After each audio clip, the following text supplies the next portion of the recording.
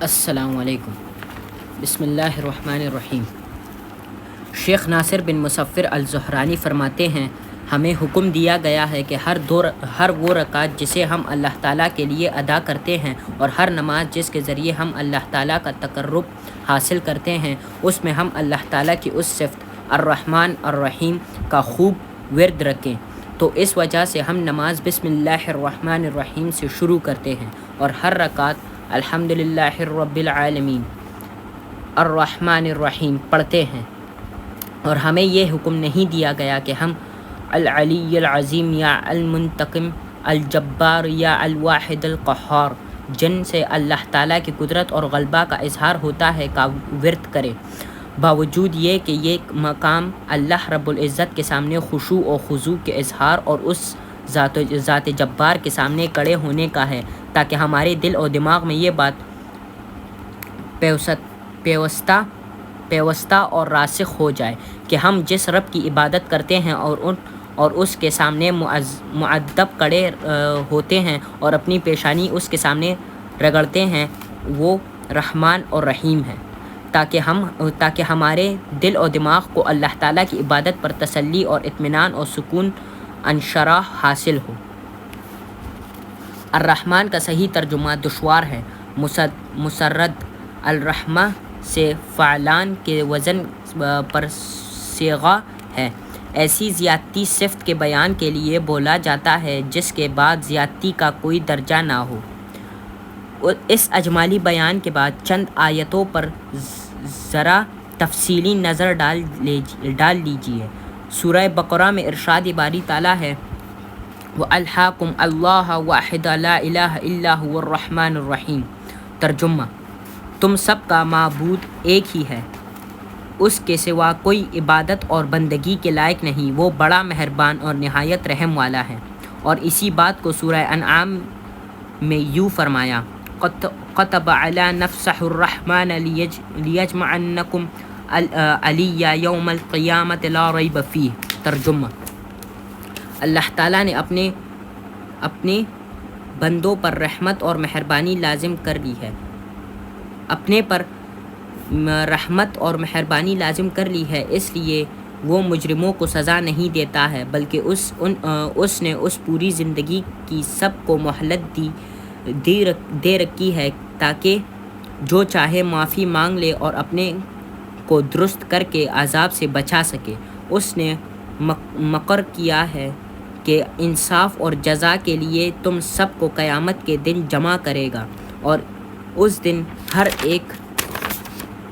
کو اپنے کیے کا بدل مل جائے گا۔ یہ بالکل یقینی اور اٹل بات ہے، اس میں کسی شبے کی گنجائش نہیں ہے۔ سبحان اللہ۔ اس آیت کا پہلا جملہ قَتَبَ عَلَىٰ نَفْسِهِ الرَّحْمَٰنِ، اللہ تعالیٰ نے رحمت کو اپنے پر لازم اور مقرر کر لیا ہے۔ ہم بندوں کے لیے کتنے اطمینان اور کیسی امیدوں کا سامان اپنے اندر رکھتا ہے۔ ایسے رحمت والے پروردگار سے نا امیدی اگر کفر نہیں تو کیا ہے؟ اور پھر اسی سورہ انعام میں 4 رکوع کے بعد رسول اللہ صلی اللہ علیہ وسلم کو مخاطب کر کے ارشاد فرمایا گیا، اور کیسے پیارے انداز میں فرمایا گیا ہے، وَإِذَا جَاءَكَ الَّذِينَ يُؤْمِنُونَ بِآيَاتِنَا فَقُلْ سَلَامٌ عَلَيْكُمْ كَتَبَ رَبُّكُمْ عَلَىٰ نَفْسِهِ الرَّحْمَٰنَ أَنَّهَا مِنْ عَمَلَ مِنْكُمْ سُوءًا بِجَاهِلَةٍ ثُمَّ تَابَ مِنْ بَعْدِ وَأَصْلَحَ فَإِنَّهُ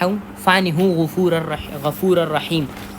اور جب تمہارے پاس ہمارے وہ بندے آئیں جو ہماری آیتوں پر ایمان رکھتے ہیں تو اے پیغمبر، تم شفقت اور محبت سے ان کا استقبال کرو اور کہو تم پر سلام، اور انہیں خوشخبری سناؤ کہ تمہارے پروردگار نے اپنے رحمت اور مہربانی کو لازم کر لیا ہے۔ اس لیے تمہیں مطمئن رہنا چاہیے کہ تم میں سے جس نے نادانی سے کوئی برا عمل کیا، پھر اس کے بعد اس نے توبہ کی اور اپنی اصلاح کر لی، تو بلا شبہ تمہارا رب بہت بخشنے والا اور بڑا مہربان ہے۔ آیات سے مراد اس جگہ آیات قرآنی بھی ہو سکتی ہے، اور اللہ تعالیٰ کی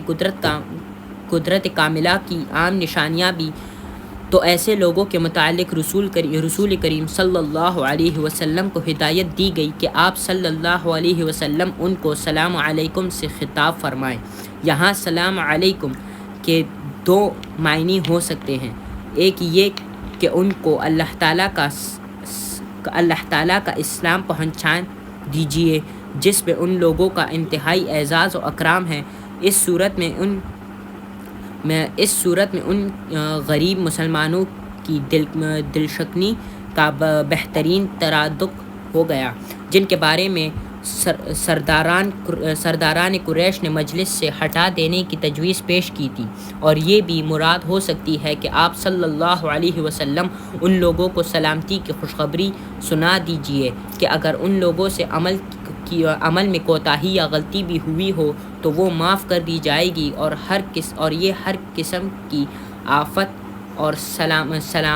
آفات سے سلامت رہیں گے۔ دوسرے جملے کتب ربکم علی نفسہ الرحمہ میں اس احسان پر مزید احسان و انعام کا وعدہ اس طرح بیان فرمایا گیا ہے کہ آپ مسلمانوں سے فرما دیں کہ تمہارے رب نے رحمت کرنے کو اپنے ذمے لکھ لیا ہے، اس لیے وہ بہت ڈرے اور گھبرائے نہیں۔ اس جملے میں اول تو رب استعمال فرما کر مضمون آیت کو مدلل کر دیا کہ اللہ تعالیٰ تمہارا پالنے والا ہے، اور ظاہر ہے کہ کوئی پالنے والا اپنے پالے ہوئے کو ضائع نہیں کرتا۔ پھر لفظ رب نے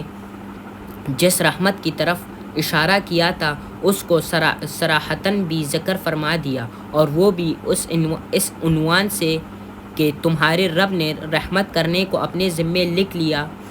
دیا ہے، اور ظاہر ہے کہ کسی شریف بھلے انسان سے بھی وعدہ خلافی صادر نہیں ہوتی تو رب العالمین سے کیسے صادر ہو سکتی ہے، خصوصاً جب کہ اس وعدے کو